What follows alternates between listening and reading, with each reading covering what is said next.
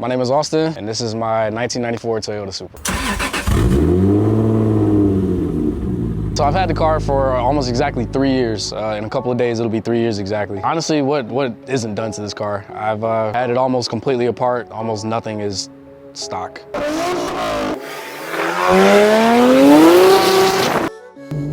So the transmission is still stock. Yeah, pretty much the transmission is the only thing that's stock, and then maybe the drive shaft and the axles, but that's it.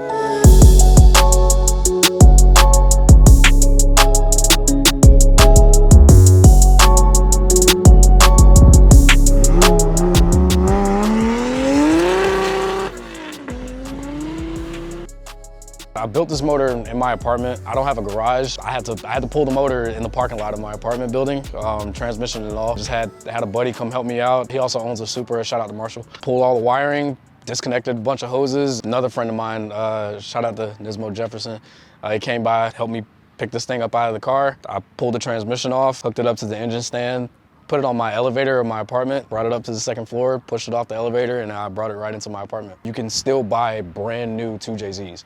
And so that's what this is. This is a brand new 2JZ engine. This is a BorgWarner S362 SXE. It has a 0.91 A/R rear housing, twin scroll, and I'm making roughly 23 pounds of boost. HKS Hypermax GT4 coilovers. One of the first mods that I did to the car. The rear might be a little bit higher. I had to raise it up to install these fatty tires that I have on the rear. I have Advan AO52, 295, 35, 18s, and then in the front, those are Valinos, 235/40. So it's a OS Geekin twin plate. The diff is also OS Geekin 1.5 way LSD. That was one of my favorite mods that I did, was doing the diff. I love owning this car. It's been nothing but a blast. Even though I'm starting to hate working on it, it's everything that I have ever dreamed of and then some.